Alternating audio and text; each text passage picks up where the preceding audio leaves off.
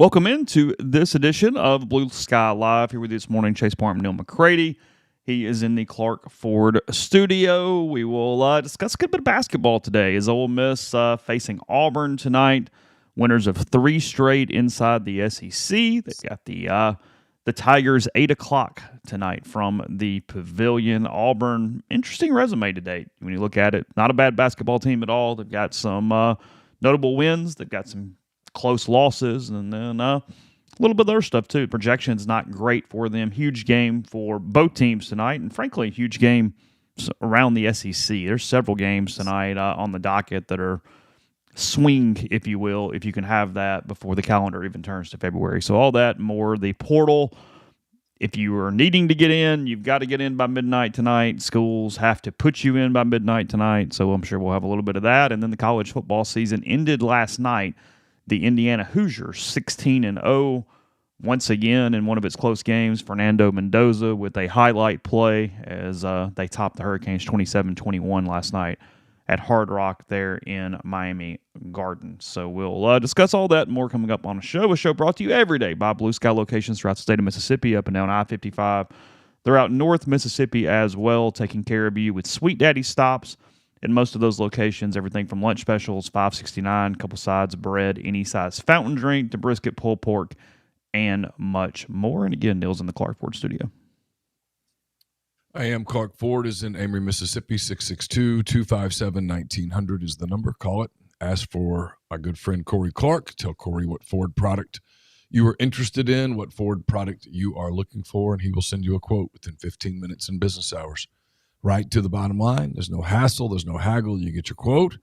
Then the rest is up to you. You can obviously shop that quote around, or you can do what I've done multiple times, what I'll probably do again several times. That's hop into a Clark Ford today. 662-257-1900. Guests join on the Campbell Clinic hotline.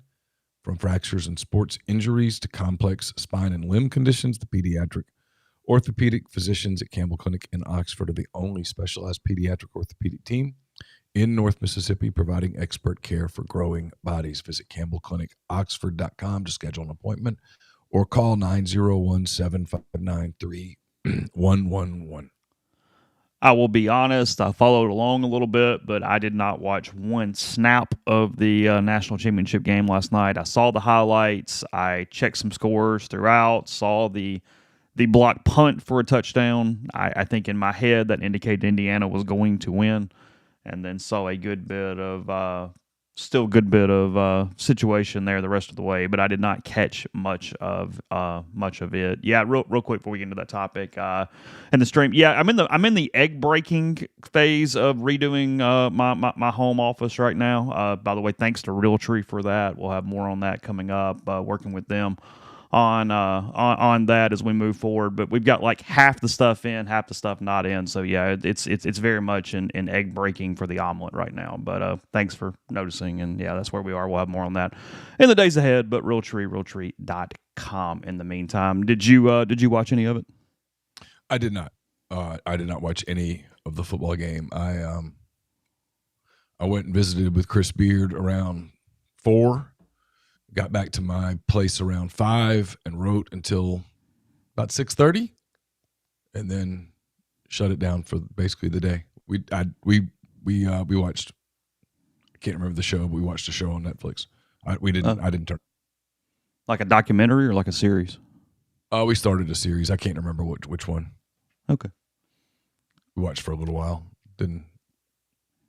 I think we're going to be processing some of this Indiana thing for a while because it is a big blinking neon sign of what we already knew, that the world has changed. Indiana had 3 postseason wins in its school history, meaning bowl games. It has 3 wins this month now. Did it quickly? Did it in the attitude and process of its head coach, Cignetti.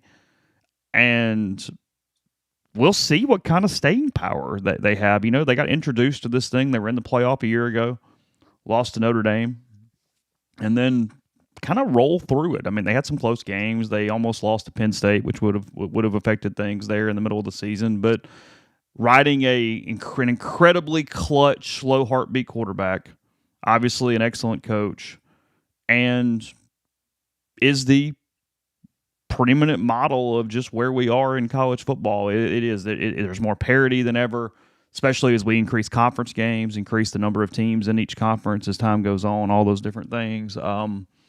I don't know. I sat there this morning sort of doing a little bit of pod prep, but not even that, just kind of thinking about, we had our first different national champion, first-time national champion since Florida in 1996.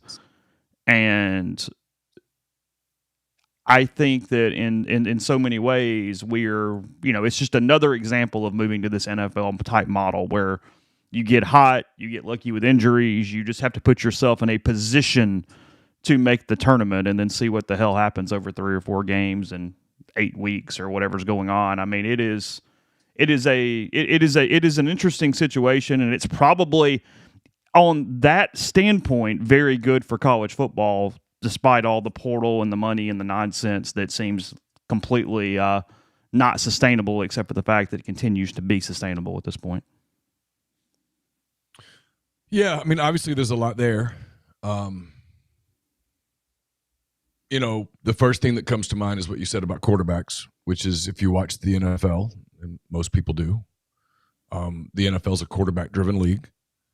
If you look at the 4 teams that made it to this national semifinals, you had Mendoza, who appears to be on pace to be the first pick in the draft. The Raiders will certainly do their due diligence on him. That's probably putting it incredibly mildly. You had Trinidad Chambliss, who put up stunning numbers at Ole Miss. You had Carson Beck, who I guess concluded his career last night. His record as a starter is something like, I don't have the exact numbers in front of me, 39-5, something like that.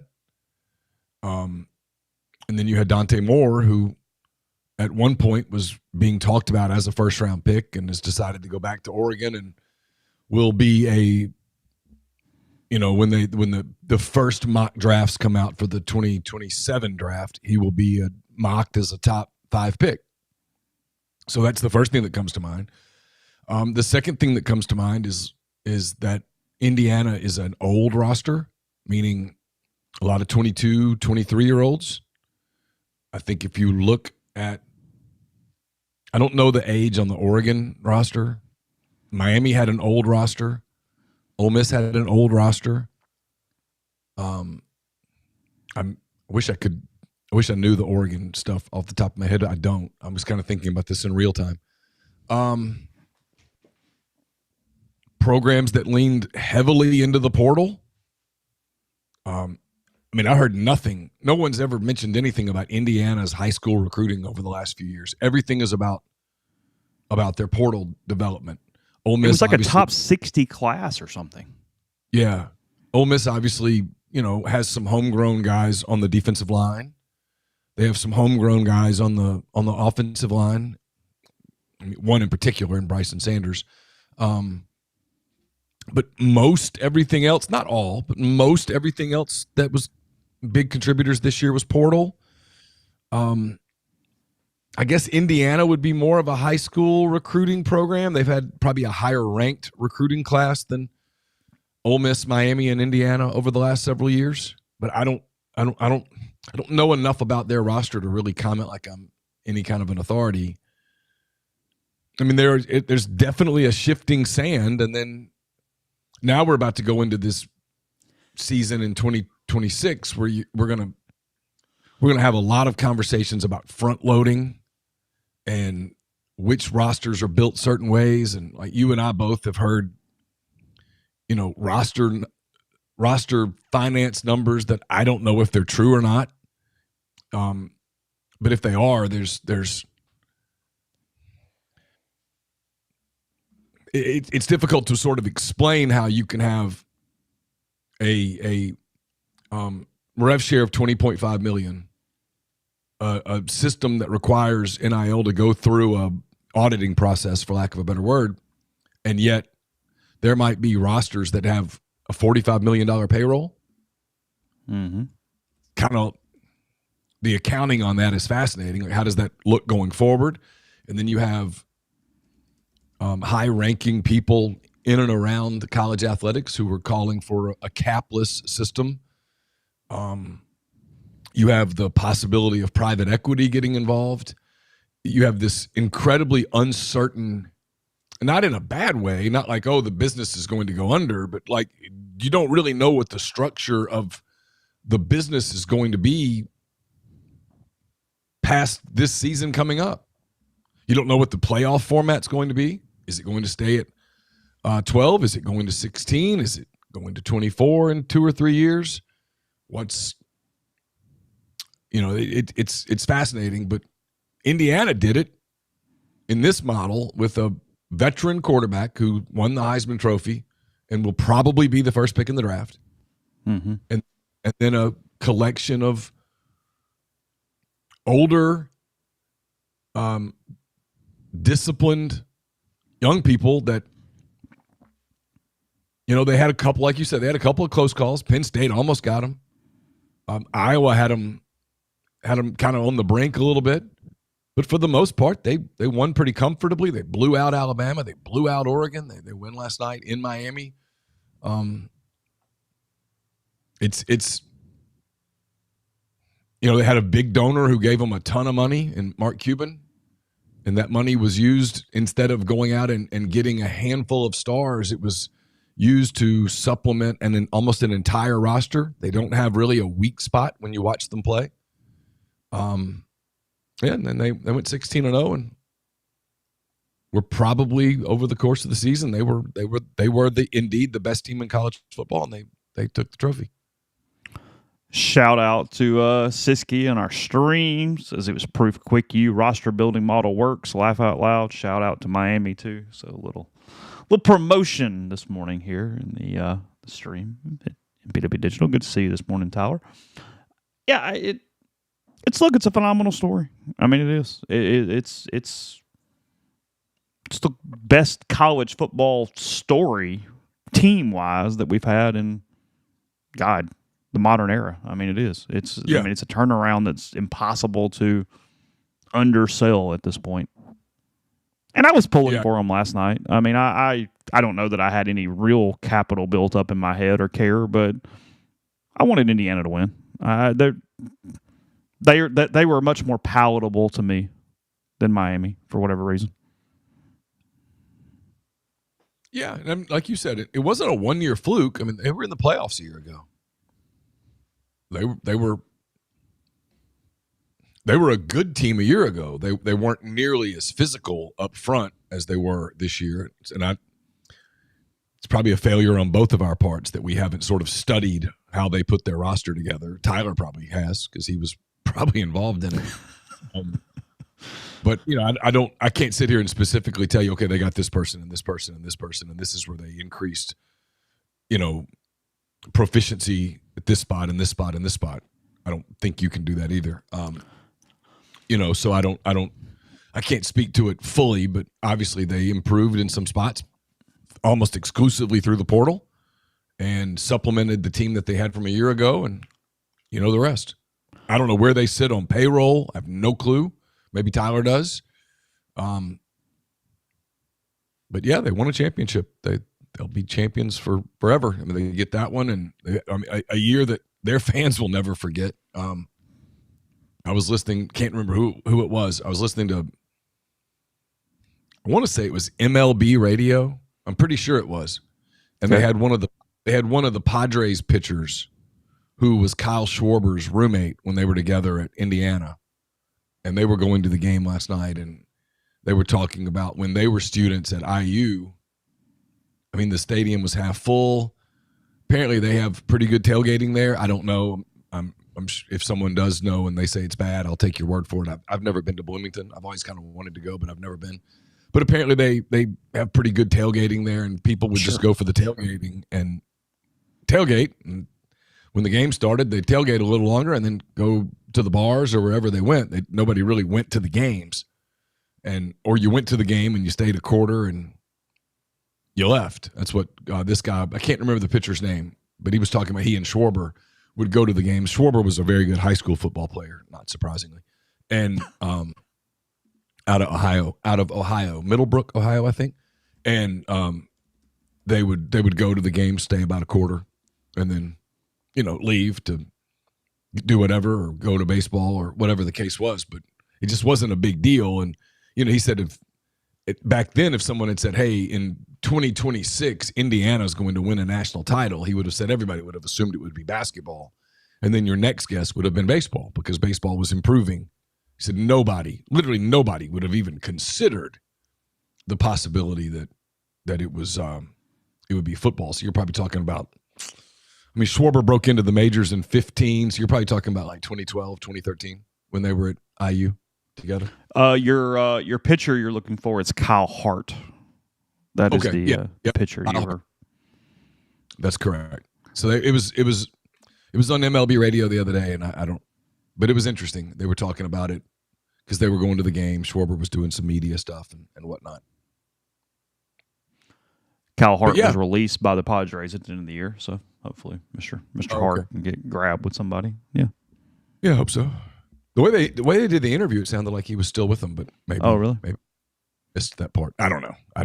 I was not before that interview. I was not familiar with Kyle Hart in any shape, form, or fashion. I was aware of Kyle Schwarber. Obviously, he's one of the better players in baseball. But Hart never mind. I apologize. He was cut and then picked back up on November 17th, 2025. The Padres re-signed Hart to a 1-year, $1 million contract that includes a club option for 2027. Okay. Well, there you go. So there you go. All's well that ends well. There we go.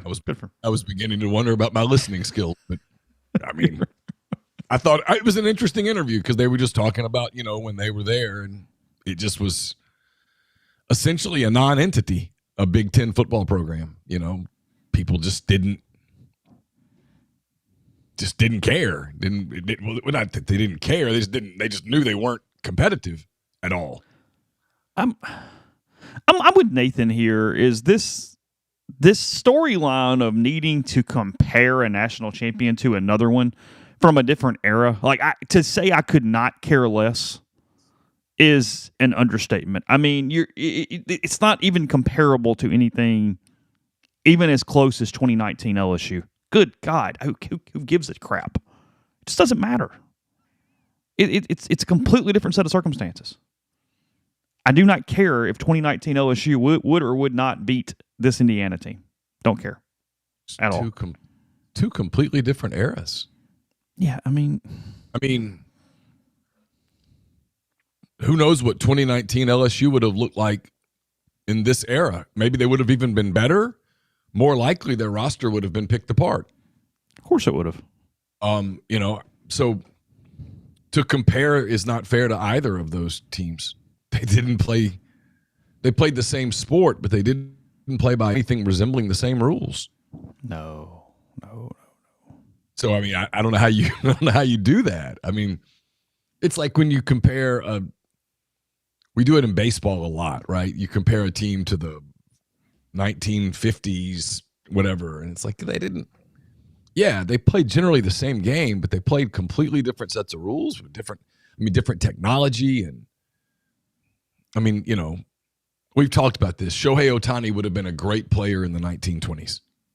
He wouldn't be the player he is today, probably, but he still would have been a great player. And if you put Babe Ruth in a modern day environment where he would have played like third base and hit 1,000 home runs. He would have been a great player. It just. Greatness transcends. Michael Jordan would have been great any era. He'd be great today. But comparing, things change. The games have changed completely. But just in 7 years, the way that you build a roster is just night and day different. LSU in 2019, it was. Some cars, some cash. And you recruited high school guys and you developed them, and then they brought in a transfer quarterback who Nebraska foolishly decided not to offer, and he lands in LSU's lap, and ends up being a number 1 overall pick. There's the continuity. It's still, I mean, if you told me pick some random team wins the national title in 2031 and you said, what do you think happened? The very first thought I will say is, well, they had an elite quarterback. I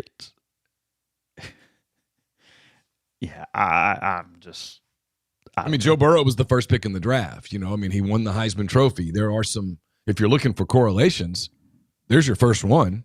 Mm-hmm. I mean, why is New England so much better this year than they were a year ago? Well, Drake Mays emerged as a not quite elite, but on his way to what appears to be an elite quarterback. He's in the MVP conversation. I mean, I'm sure Mike Vrabel has changed the culture and all of those things inside the building, but getting elite quarterback play was step one, probably, maybe even bigger than Vrabel's contributions, and he will almost certainly be coach of the year. Oh, they are bigger. No, I mean, you either have quarterback play or you don't. Look at Ole Miss. I mean, Ole Miss's season took off when Trinidad Chambliss stepped in. And, I mean, none of us saw that happening. I mean, we didn't. Nobody did. You would have had – it would have been crazy pills if going into Arkansas week I said, hey, here's the deal. It's going to take them a minute. This game's probably going to be a little close against the Razorbacks, but they're headed to the semifinals, and Chambliss, I know he didn't throw a pass against Kentucky. That cat's top 10 for the Heisman at the end of the year. Just FYI. That's where we at. Hot take. I mean, you'd have been laughed out of the place. Yeah, I mean, nobody would have believed that. I don't think anybody on their sideline would have believed that. No. If you just stopped time and had one of those Zach Morris moments and said, "Hey, let me tell you what's about to happen here." And the 2-minute timeout at the Arkansas game, if you'd stopped, had a Zach Morris moment where you stopped and everything froze. Timeout. And said, "Here's what's about to happen." You just said, "No way. Come on." I mean, no. So, but they had elite quarterback play. And elite quarterback play overrode. Like, I don't know, where did Ole Miss finish statistically defensively? Do you know? Like, I can look it up, but no, I do. It's no big deal. I mean, but it wasn't, I would guess, in the 40s, 50s in a lot of stuff.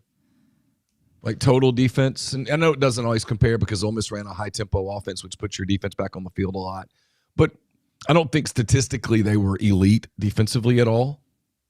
I'd be surprised if they were. They were offensively. Oh, they were offensively for sure, but 48. I mean, total defense 48. Yeah, solid, but not elite. Yards per play, which is a better indicator, 40. Yeah. Tied for 40 with Wyoming. Yeah, that's a really good indicator because the total defense sometimes gets skewed by the fact that you have an offense that scores quickly and puts you back on the field. But yards per play is you're right. It's a much better measure. And 40 is good. I mean, it's real good, but it's not. It's better than it got credit for being. Because everybody kind of talk shit about it the whole time, and that's not bad.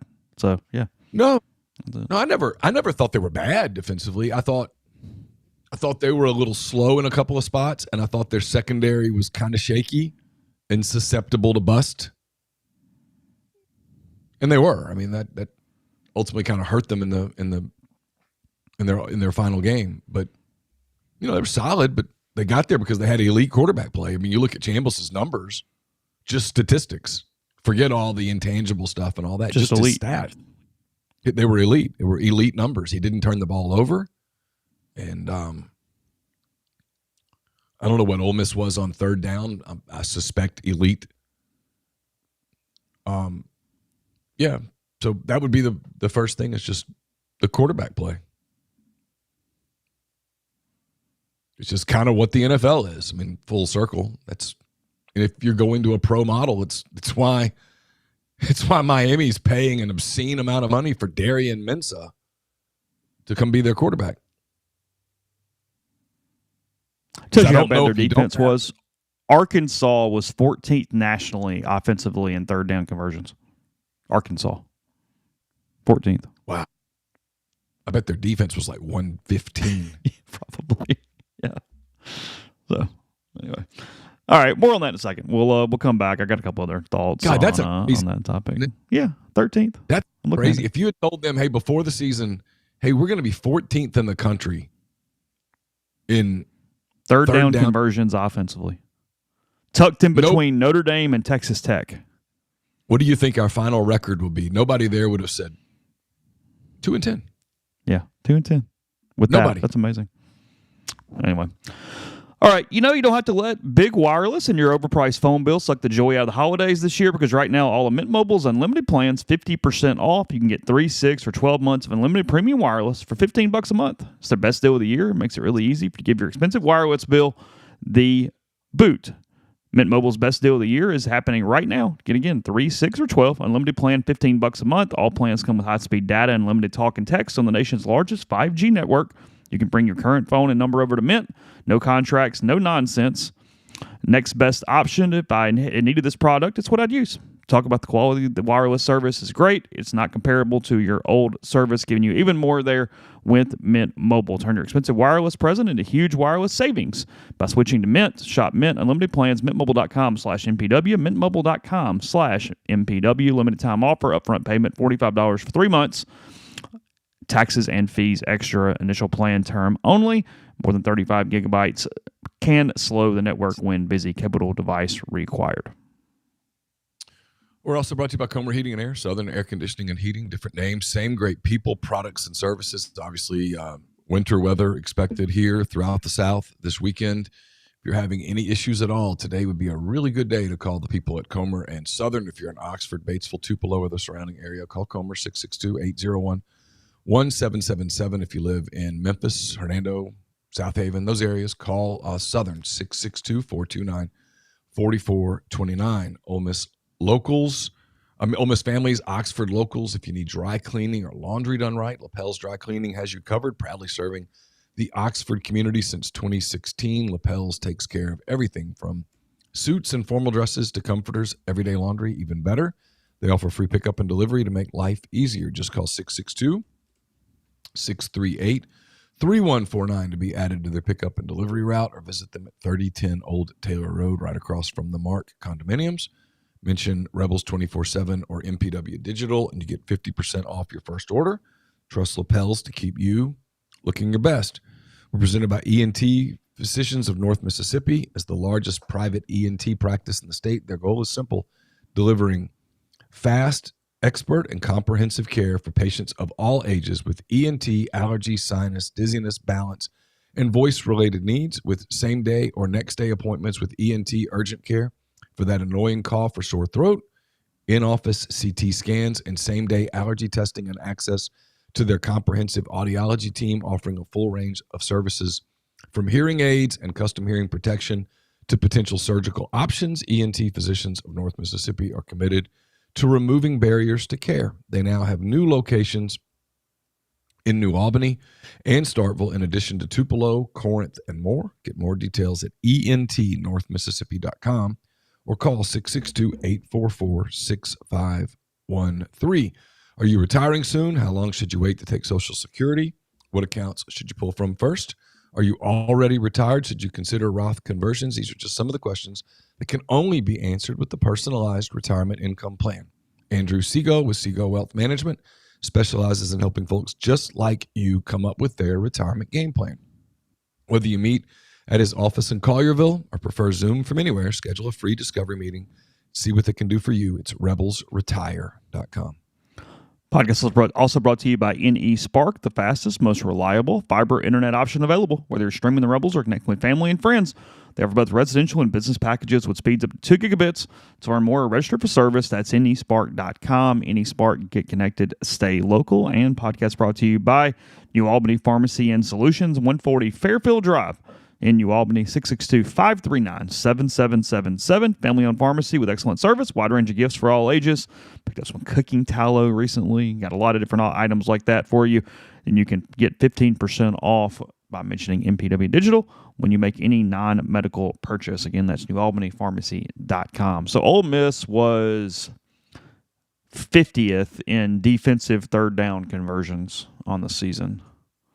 That's about what a little higher than I thought, honestly, but Oh, somewhere. really? I mean, it's a little better than I thought. I would have guessed 50 because they only had 3 or 4 games where that was a big issue. I mean, and in those games it was a big issue, but like Arkansas, the Georgia game in Athens, obviously Miami. I'm sure I'm forgetting one where they weren't very good on third down. They weren't great on third down against Kentucky, if I recall correctly, but that's a long time ago. Yeah, I barely remember that game. Arkansas was 121. That's what I would have thought. 121. Yeah, they could not get off the field on third down. Period. Here's one. This is kind of interesting. Now they lost 5 games, but ACC champion Duke 127 defensive third downs. Wow. Mm-hmm. I am not shocked that Georgia State is 133. I saw them in action. Yeah, and I don't remember anything from that game. That game may as well have been a decade ago. Couple last football topics, and then we'll turn it over to basketball and talk about tonight a little bit. Is first, again, as I mentioned in the opening, the portal. If a player requested to be in the portal on Friday, the school has to get him officially in the portal by the end of the day today, so 11:59 tonight.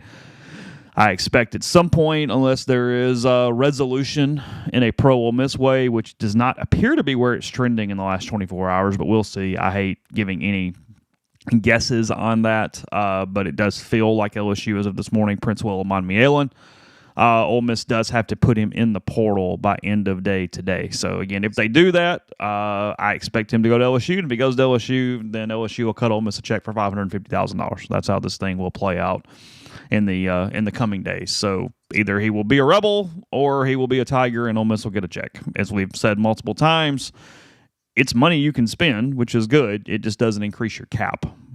Before that anybody asked that, so you still have whatever the hell the cap situation is as we move forward. So, yep, there we go, done. Yeah, I don't know.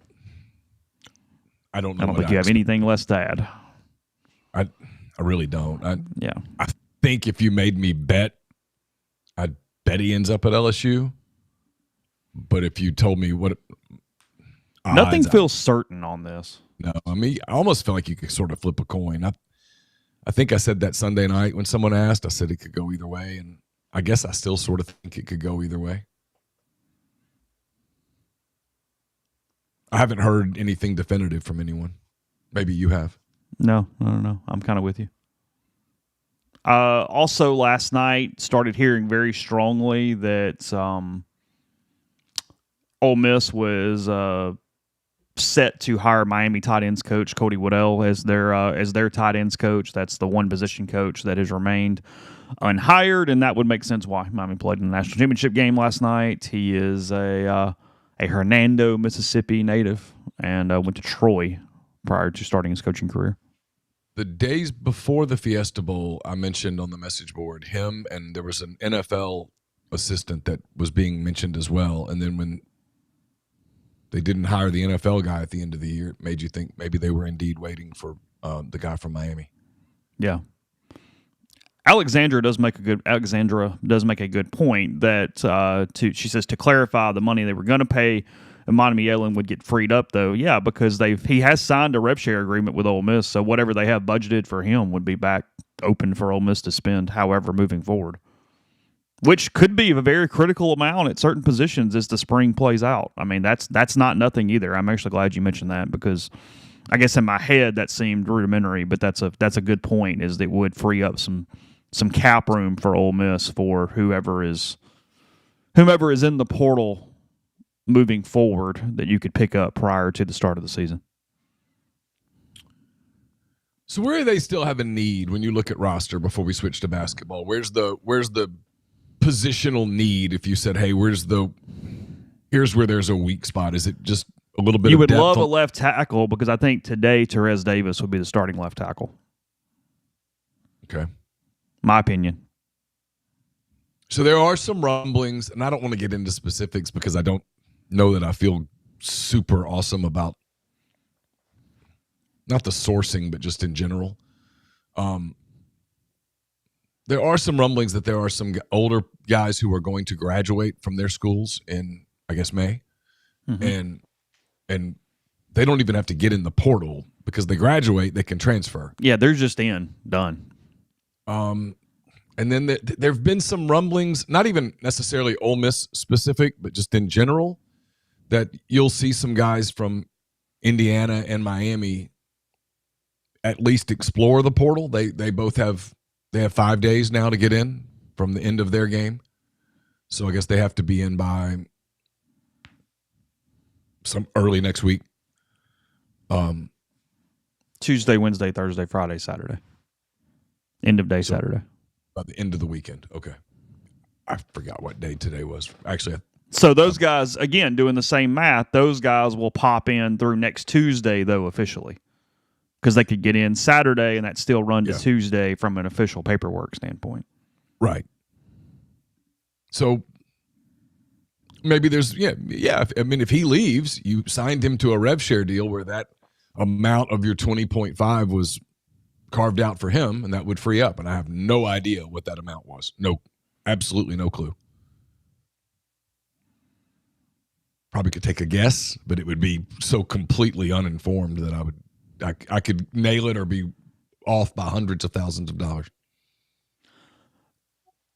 Ole Miss fans obviously got behind Trinidad Chambliss and his story, and will continue to do so. And it's not that level, but I'll tell you, you and I have not talked about this. I talked to Ole Miss signee Daryl Gill last night, the Syracuse transfer to Ole Miss, the wide receiver. He was ranked the number 5 wide receiver in the portal per 24/7 Sports. I think the number 23 overall player.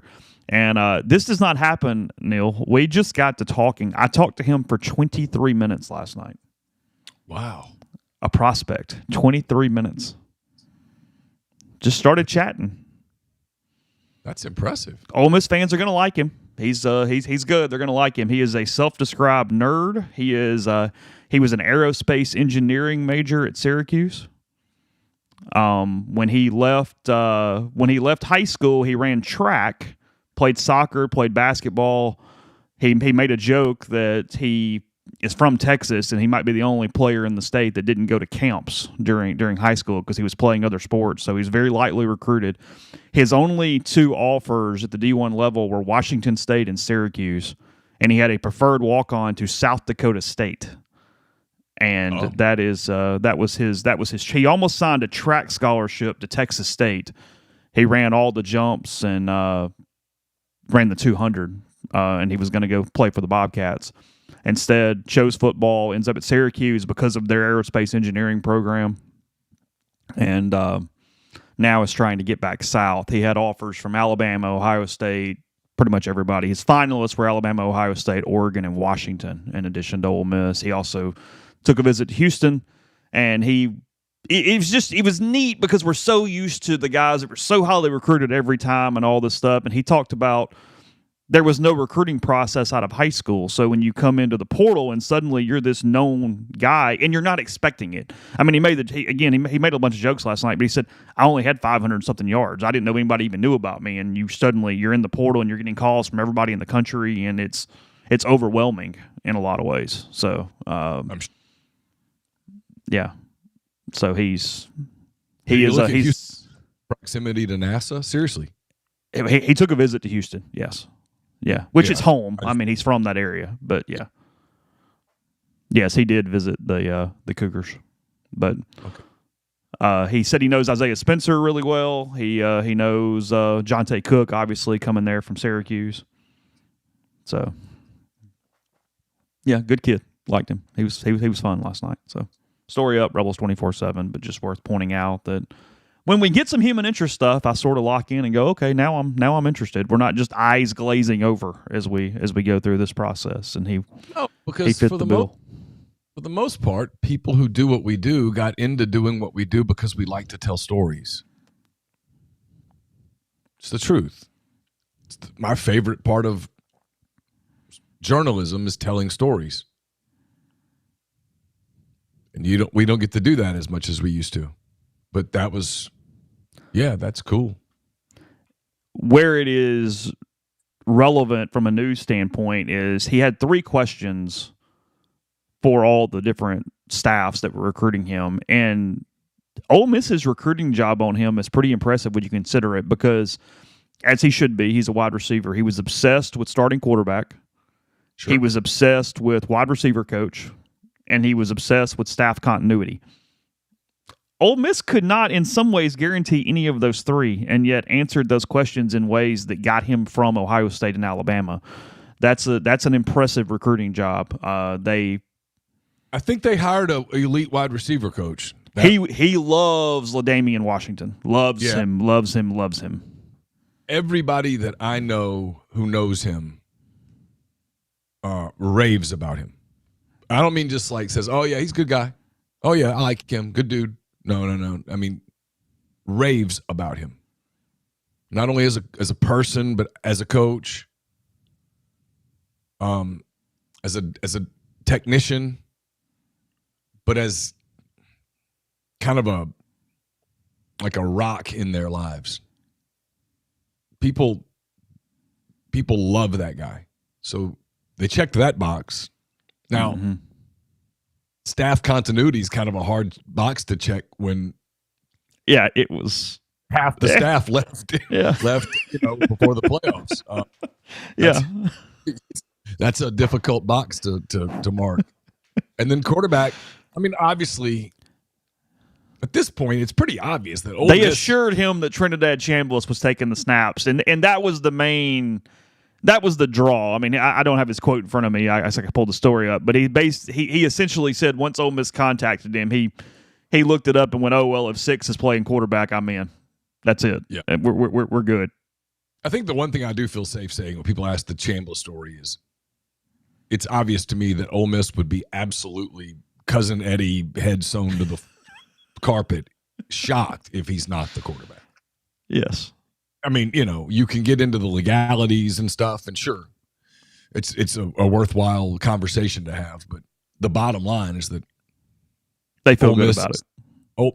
Ole Miss is absolutely betting on it, banking on it, betting on it, whatever the word you want to use. They would be probably stunned beyond description if something happened and he weren't allowed to be the quarterback. I think that's 100% of the work and what's going into this is Trinidad Chambliss to be the quarterback. That is bottom line where things stand. And by the way, I'm writing this my Around the Horn. I'll tell you about Horn Legend in a minute. It's coming out later today. I've got a couple points left to make, but I'm told that barring, as long as the judge is available, Chancery Court can get a little funny with scheduling because of judge availability, but as long as it's available, the hearing for the preliminary injunction should be no later than February 15th. So there's a date on at least the first thing that we might know at that point. I think there's that. Couple things here I want to hit. And again, once I switch to basketball, we'll stay there. But college football, we always do these way early top 25s. And Ole Miss checking in at number 9 right now. It is notable that ESPN is sort of just sitting in middle ground with their top 25. They are not including Trinidad Chambliss as really back or gone. They did not list him and expected to leave. And then they essentially say that Ole Miss would be much higher if he is declared eligible. So they stuck Ole Miss at 9 as a placeholder, is where they have him right now. Yeah. Well, if you're covering from a national standpoint, 30,000 feet, you don't know all the minutia necessarily. So no, I actually think that makes tons of sense. I mean, because they're a top 5 team in the preseason if he's back. You have 2 of the top 10 Heisman hopefuls. Yeah. They have Indiana at 1, Texas at 2. Indiana at 1, really? Uh-huh. Who'd they bring in for quarterback? Josh Hitz of TCU. That's right. Yep. Who was committed to them out of high school. Texas too. Texas has spent a lot of money. They have been very active in the portal. A lot. Hollywood Smothers, we talked about him. Cam Coleman among the people Texas is bringing in. Notre Dame, number 3. Go ahead. You watch Arch late in the season. It probably looked familiar to some Ole Miss people. Mm-hmm. Go ahead. I'm sorry. Notre Dame 3. No, you're good. Georgia 4. They get the quarterback back. They've got a lot of guys back. Yep. Oregon 5. Dante Moore's back for the season. That's notable. Sure. Think Dylan Raiola is regretting his decision right now? Probably. But you know what? He might need a year to develop a little bit without all the hype around him. He does have a lot of talent. But, I mean, the expectations on him were come in, be the savior. It's a lot. Ohio State 6, not Oregon State. Ohio State 6, Texas Tech 7. Mm-hmm. They're still buying their team. Brendan Sorsby will be their quarterback from Cincinnati, transfer for Texas Tech. Number 8, Miami. Yeah. Did you see the stat? Carson Beck lost 7 games his entire college career. 4 of the 7 ended in interceptions that would have won the game, like at the drive. I did not see that. Is that what happened last night? Well, they kind of. I mean, Indiana ran it out from their 1-yard line, but yes, he had errors late. But I mean, Indiana overwhelmed them defensively. I'm having a hard time, like most things, putting it completely on that. I don't know what it is about Carson Beck that I catch myself kind of wanting to defend him. He gets a lot of criticism. Well, he gets this stupid. It's the narrative that. Go ahead. Game in Oxford last season when Ole Miss beat up Georgia. A lot of people around that Georgia program tried to go, see, he sucks. And I remember watching that game with my binoculars going, I don't think – I mean, I know Kiffin took the shot at Beck later on social media and stuff. And not social media. He did one of those shows where he was talking to Ryan Clark maybe. I don't remember. The Pivot. Is that what it was? Thank you. Yeah. It's been a long year. But he was like, oh, did you see him again in our game? And I remember kind of thinking to myself, yeah. And I don't ever remember thinking, hey, you guys won because Carson Beck sucked. I remember thinking Ole Miss won that game because they were better on both lines of scrimmage. Yes. Especially Ole Miss's defensive line versus the offensive line that was charged with protecting Carson Beck. I mean, there were times in that game where he just simply had no time. I mean, I don't care how good, like, remember the Eli Manning years in New York after the Super Bowls? Eli didn't suddenly become a bad quarterback, but his offensive line sucked. Well, and if you can't be protected, you're not going to be a good quarterback. Who was doing the game? Who had the broadcast for the Ole Miss game? Was it Herb Street? Which one? The Fiesta Bowl, Miami. Whoever the hell it was. I think Herb Street. Okay, well, they were acting like he was some scrub at Georgia that made no sense. The entire game going, oh, well, he just had such a rough time with the Bulldogs and this redemption story. And it's like he went like 26-2 and has a couple rings. What are we talking about right now? Yeah, that's what I mean. You guys are latching on to something that's stupid. I don't understand that storyline. It doesn't get supported. And I mean, I don't know what kind of guy he is. I talked to him some in Scottsdale. I guess what was that? The couple days before the game. Mm-hmm. I mean, he came across like a good guy, honestly. SEC teams the rest of the way. Oklahoma at 12. It's kind of interesting as we move into next season. Louisville at 14, by the way. Ole Miss's opponent to start the season. Yeah. Their quarterback is going to be Lincoln Kienholz, a backup at Ohio State that transferred to the Cardinals. Okay. Yep. LSU 15. No introduction necessary for that one. Iowa at 16. I'm scrolling. Bama at 21. That'll make the natives restless. Tennessee at 24. That's it. Okay. Yep, that's where it's at. Bama at 21, which means they go, 8-4? I don't think they'll be overly thrilled with that in Tuscaloosa. No, they are.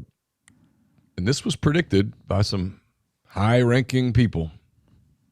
They would struggle. They would struggle in this era. Yeah.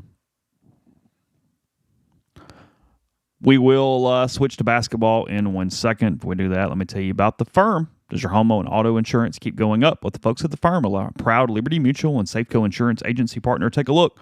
Founded by Ole Miss alum Brian Hayden, they service the entire Southeastern Conference. Let the team of licensed professionals review your insurance needs and put together coverages to protect you and your family without breaking the bank. Schedule a consultation at 662-236-1101 or staff at thefirmsouth.com. We are also brought to you by Arnett's Fine Jewelry. It's a fourth-generation jeweler located in the old Lamons building on North Lamar Avenue in Oxford. They offer expert jewelry repair, diamond engagement rings, wedding bands, stackable diamonds, genuine stone bands, pearls, genuine color stones, diamond jewelry, and more. It's great for gifts, Valentine's Day, birthdays, graduations, anniversaries, all of those things. So check out Arnett's. They want to be your jeweler. Brought to you by the College Corner. They've got all the gear you're looking for, hoodies, jackets, and such for these cold days. As you start getting ready for baseball season, the beginning of the baseball season is pretty cold. Chase can attest. So they got all the colors that you're looking for, all the name brands, Nike, Horn Legend, Champion, Antigua, just to name a few. Got a location here in Oxford, obviously, and then 2 in the Jackson area, 1 in Ridgeland next to Fleet Feet, 1 in Flowood next to the Half Shell. And you can always visit collegecornerstore.com. We're brought to you by Argent Wealth. When you work with Argent Wealth's 401k advisory services, you gain a valuable advisory team and time-saving resource that will help you develop and maintain a solid strategy for your retirement plan. They're committed to providing you with the personalized attention and involvement that you want and need. Their goal is to help you manage your 401k plan properly and ultimately improve your employees' retirement readiness. It's myargentwealth.com. And we're brought to you by John Edwards, Regency Travel Incorporated in Memphis. John's part of Virtuoso. It's a worldwide network of travel partners that allows him to supply his clients with added values, unique benefits simply not available to other travelers.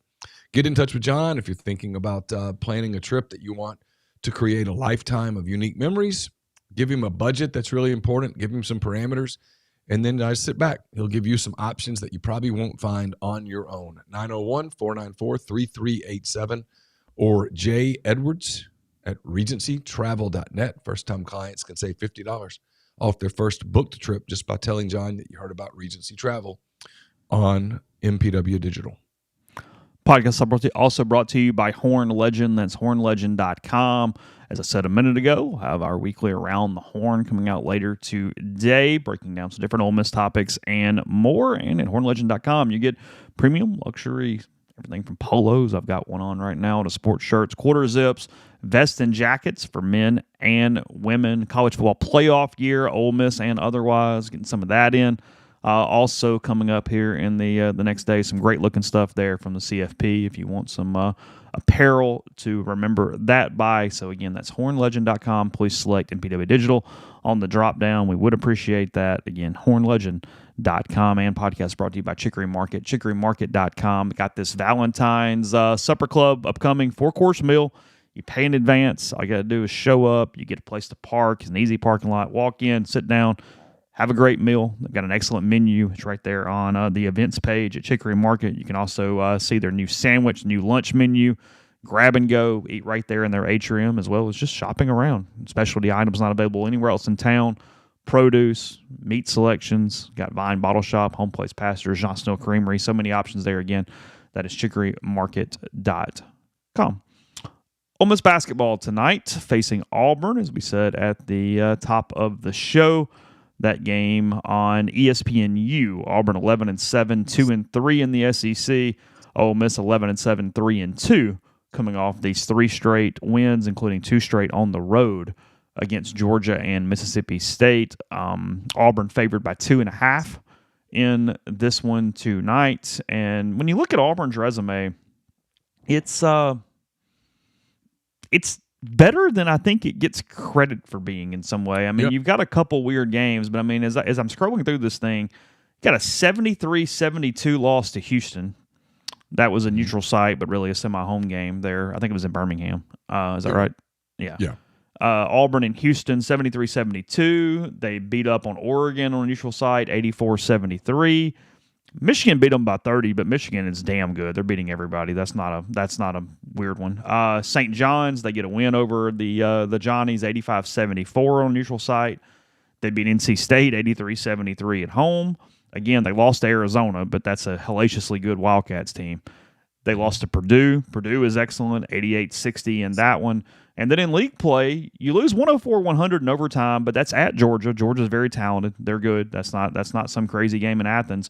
And then they lost a home game to A&M 90-88. One they definitely would love back, but A&M's 4-1 when you look at what they've done in the SEC. Again, we mentioned this yesterday. Bucky McMillan's done a nice job there for the Aggies. They popped Arkansas at home 95-73 in a game that was never competitive. They lose by 10 on the road in Columbia, Missouri, and then they kind of survived South Carolina at home 71-67 on Saturday. So Stephen Pearl, his first year as head coach, replacing Bruce. It's a talented Auburn team. They've got an NBA player. They're good. They've been inconsistent, but that resume, I think it's better than they're getting credit for off the jump right here, Neil. 100%. Played an elite schedule. They've got some good wins. Their losses are fine.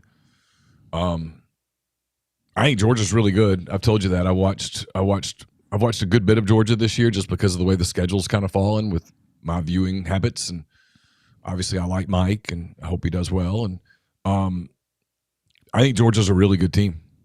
I mean, Georgia and Ole Miss was an absolute fantastic game to watch, and then Georgia and Arkansas played Saturday, and it was a really interesting game. And Auburn could have easily won that day in Athens. And then to beat Arkansas by 25 or so, I mean, that's impressive. I mean, that's 95-73. So 22 points. Yeah, that's impressive. I mean, Arkansas is a good team. I don't think they're a Final Four caliber team, but they're a second weekend caliber team. Yeah, I think this is going to be a really good game tonight. Ole Miss is playing with a lot of confidence. I talked to Chris Beard about that yesterday. He talked. You got a one-on-one with Chris yesterday. I did. It's kind of an interesting topic, right? Confidence. He's like, I think it's more about belief. The confidence comes from you put in the work, but he's like, especially. He made the Kobe Bryant comparison. He's like, you ask Kobe Bryant, are you confident? Yeah, of course. But he's like, these are college kids. And sometimes you need some proof of concept. And Beard runs a tough program. And I don't mean that in a negative way at all. It's what makes him great. And I do think he's a great coach. What makes him great is that his teams improve as the years go. Almost all of them. And this team is starting to play better. And he keeps saying this, and I agree with him completely. I was in Norman, Oklahoma that day. And I know the score at the end looked like Oklahoma had popped Ole Miss really good. But they didn't. For 32 minutes, that game was nip and tuck. Ole Miss sucked from 8-4 in the second half. They had a 4-minute stanza where they sucked and Oklahoma played exceptionally well. And that's not a great mix in that moment when you're trying to win a game. And it got away from them. And then I thought the turning point, if this team ends up going to the tournament and having, success, and we'll see, it's too early to say whether they will or won't. I thought the turning point came in a loss. You were there. I wasn't. I was watching on a computer in Scottsdale, Arizona. But there was a moment in the second half of that Arkansas game where you either sort of sack up right there or it's going to get bad. And if I remember right, Eduardo Klafke started making some shots. Yeah, he scored like 8 straight or something. And they got back in that game, and, they didn't win it. Darius Acuff was terrific that night. Brazil saved them over and over and over again. Yeah, and, you play a really good team and you spot them a bunch of points, sometimes you're going to lose, and they did. But I did think they showed something in that second half that was different than what I'd seen all year in California and in New York and in Biloxi and in Tupelo. And then now they've kind of gutted through some wins. And this is going to be a challenge tonight, but I know that Chris is really excited about the game being, he admitted it was interesting. Obviously the kids are back, students are back. Today's the first day of classes, so nobody's going to have exams tomorrow. They should have a big student crowd. He was like, hey, the football run was elite. It was great. Probably wasn't awesome for basketball attendance, and it was like understandably. But, people had decisions to make, and of course they're going to go to a national semifinal over a Wednesday night conference game. But I think there's a hope that there's a buzz in the building. They've won 3 in a row, and that pushes them over the top. This is a huge opportunity because if you get this one, you and I talked about this a little bit yesterday. I mean, the schedule gets hard, but it's the SEC, man. I mean, everybody's schedule's hard. I mean, you pick any team in the SEC and pull up their schedule, and you're not going to go, well, that's easy. It's just a hard league.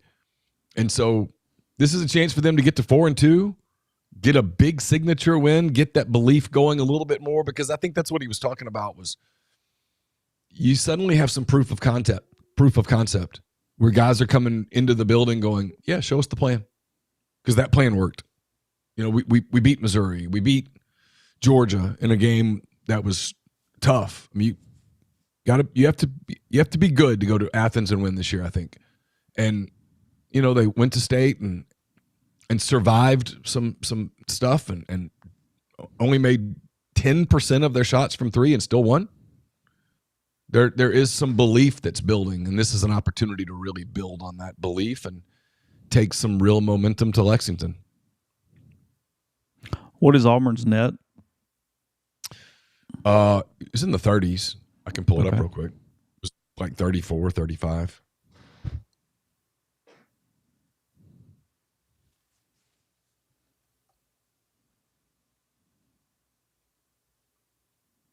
Just wondering. I'm pulling it up right now.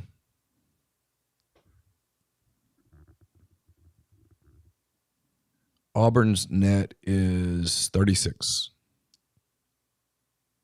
Ole Miss's net is 79 right now. So obviously this is opportunity week because you get Auburn at 36 and you get Kentucky at 28 as of this morning.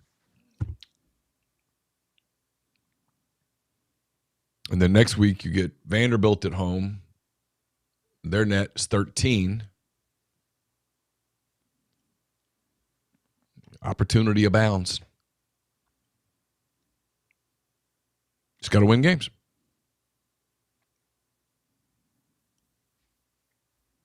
Yeah. You get to 10 conference wins, you're going to make the tournament, I think.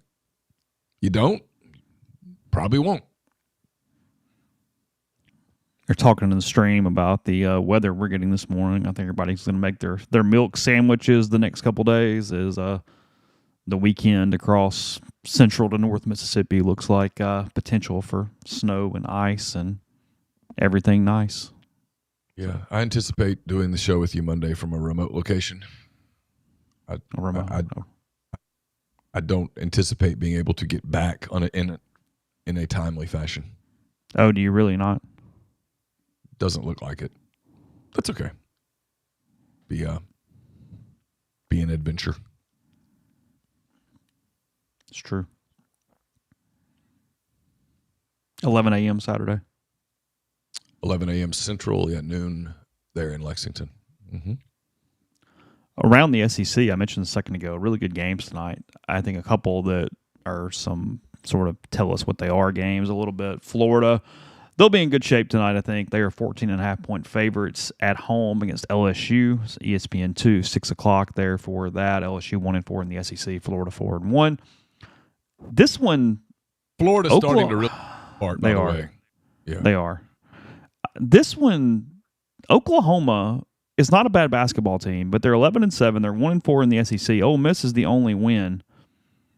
They're in Columbia, South Carolina. They have to win that today to have a hold on. I feel like. I mean, you can't go 1-5 with a loss at home to South or loss on the road even to South Carolina right now. So that one's interesting to me. South Carolina, a 1.5 point favorite, by the way, tonight against the Sooners.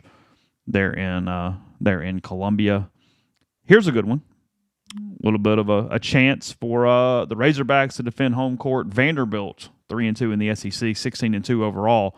They're at Arkansas tonight. Arkansas favored by 1.5 at Bud Walton in that one. That's a good game. That game's got a chance to be an up and down track meet. Mm-hmm.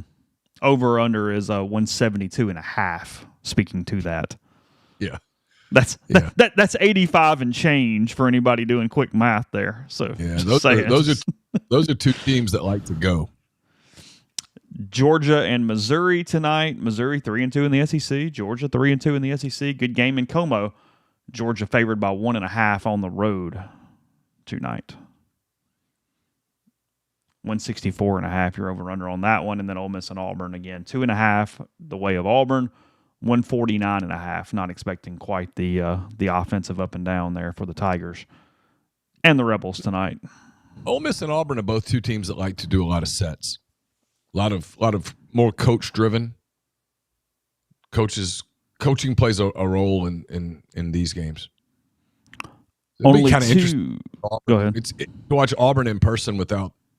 I mean, it's Stephen Pearl, not Bruce, and so I don't think the apple fell a hell of a lot far. I mean, I think the apple obviously fell from the same tree, but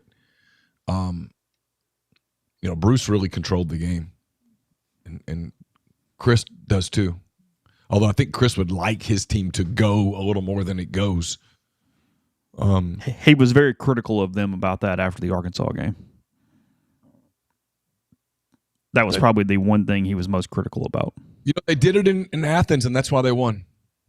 Otherwise, they were going to lose that game 7, 8, 10 points. They started going because Georgia likes to go, and they started going with them. And I think it feeds some of their better players, honestly. I think Cammerdine's game is better when they just go. I think Store's game is clearly better when the pace is fast. Only 2 games tomorrow night. Texas 11-7 in the overall, 2-3 in the SEC. They're at Rupp.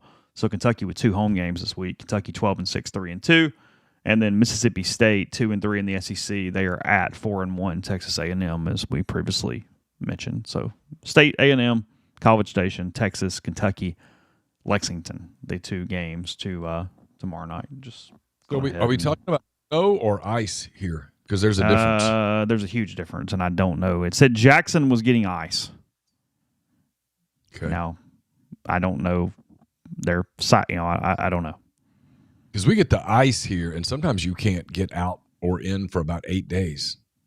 Well, we've had that situation twice in the last 5 years, maybe. At least. Seems like. I think we had it. Was it last year?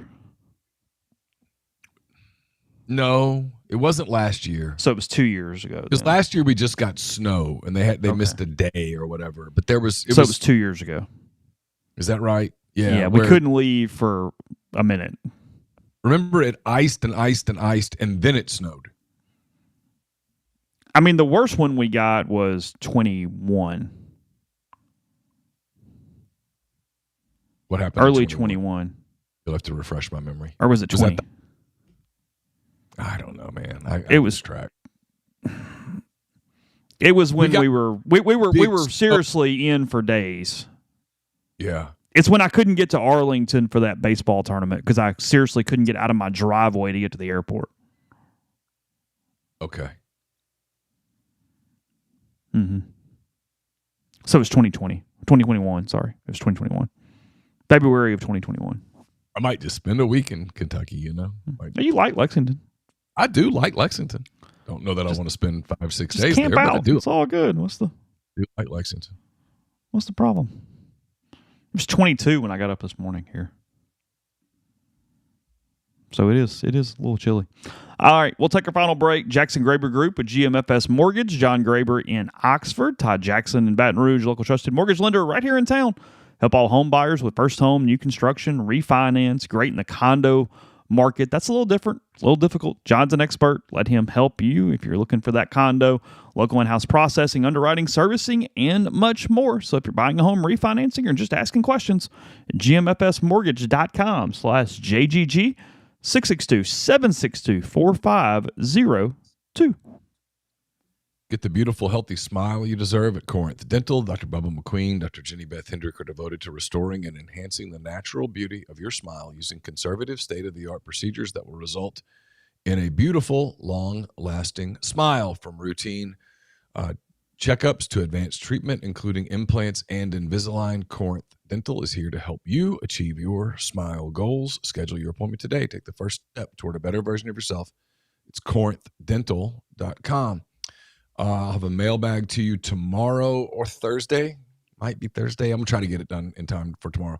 Brought to you by Art Hayes, Sotheby's International Realty. If you're thinking of making a move, put the power of Sotheby's to work for you. As a licensed agent with Sotheby's and a supporter of all things Ole Miss, Art can help you buy or sell in your hometown or anywhere in the world at no charge to you. Seriously.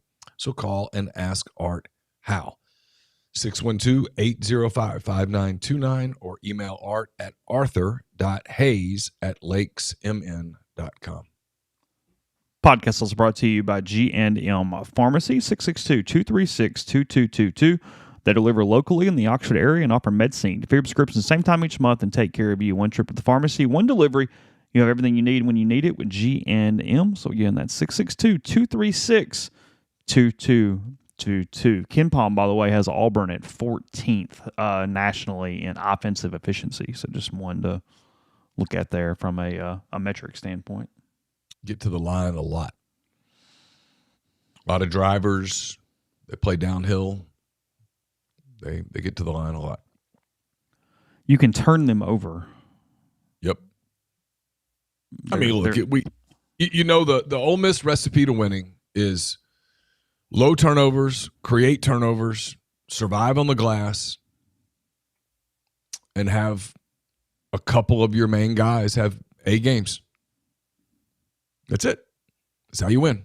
I mean, doesn't mean you'll do it because you got to check all those boxes, but the recipe is not particularly complicated. You just have to put the ingredients in. So, crazy news here. I did not know this was coming. Nobody kind of had me off. I got a text a minute ago and just looked at it. Ole Miss golf news, huge in a negative way for Chris Malloy's team. Reigning NCAA champion Michael Lasasso is joining Phil Mickelson's Live golf team, High Flyers Golf Club, ahead of Live's season opener next month. Lasasso, a senior at Ole Miss, will in turn forfeit his remaining college eligibility and his master's exemption this April. So, wow. Lasasso headed pro. So for those of us that don't keep up with golf at all, what's the money on something like that for him? It's all over the place, so I don't know. Yeah, it's a great question. I'll have to figure that out. It is not. It's not some set number as time goes on, so I'm not sure. Wow, I did not see that coming. Kind of processing it in real time. I've got a few thoughts, but we'll probably save those for tomorrow because I'd like to ask a couple questions first. But that's, wow, yeah. He was in such a great shape from a PGA standpoint because of his college standing, too. I mean, if it's not a hellacious payday, I don't understand. It doesn't make a lot of sense unless they are really paying him. Which is my guess. And look, I'm not going to even pretend to be an authority on golf, but knowing what the little bit that I know, my guess is they threw him an amount of money that he just couldn't justify turning down. But I could be completely wrong. Answering Hunter's question in the stream, he has to turn down the Masters invite because the Masters invite is only eligible if he's an amateur. He got it for winning the NCAA championship. He is not qualified for the Masters as a professional. So he would only have that if he kept an amateur status. That's the way that works. Okay. Yeah. So anyway, wow. I'm a little floored.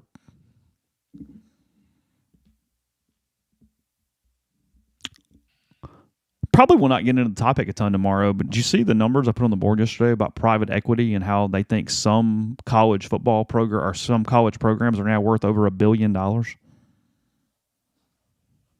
That's what it says. It's a fascinating topic. It is. It's just by definition, though, the way that private equity runs, it's just oil and water with the way college athletics are designed to run. Which is, that's the whole point. Remember when I was covering Auburn and I did this story, I sat down with their CFO. I think his name was Terry Wendell. This is like 1999. And it was the quote he gave me, which was, if we were running a business, we'd have a football team and maybe a basketball team. It's not complicated. We're not running a business. And so private equity comes in and they're running a business. And I know Tyler believes, and he's possibly right. I'm not saying he's wrong at all. Tyler Siskey believes this is the private equity is part of the breakaway. You basically take the two sports and move them into a different realm, and they collectively bargain, and all of those things that John Calipari talked about in his Washington Post editorial, I think, or Wall Street Journal, something editorial that he wrote. Chris Beard was funny about that. He was like, where does he get the time? That had to take 10 to 12 hours to write that. But, ChatGPT, Chris. ChatGPT. Come on. But I know. It's the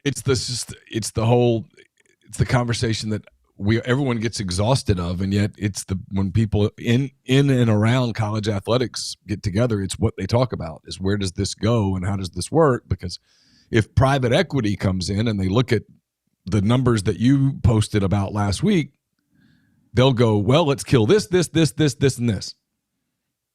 It's why Utah is so cute. Oh, we signed this long-term agreement, and we're going to make all decisions the entire time in-house without any feedback or pressure from the private equity firm at all. They're just happy we're here. Uh-huh. Okay. Sure. Yeah. Y'all wrote that with a straight face. Congratulations. It's not true. It's patently absurd. So, I don't know. I don't believe private equity is going to be good for college sports if it goes that route. I don't. No, it's not at all. I don't, and I know I underestimate it sometimes, but I don't think that's a positive thing, because I don't think in reality, right? It's one thing, you and I have talked about this before, with like on paper this looks good. In reality, when you chop programs, young people lose opportunity, coaches lose jobs, facilities get shuttered. There's devastation in that wake. Mm-hmm. Of course, you could easily turn these things into massive moneymakers, right? Just at Ole Miss, have a football team, a men's basketball team, and a baseball team. Shut the rest of it down. Financially, does that make sense? You bet. But it's not the point, which is the point.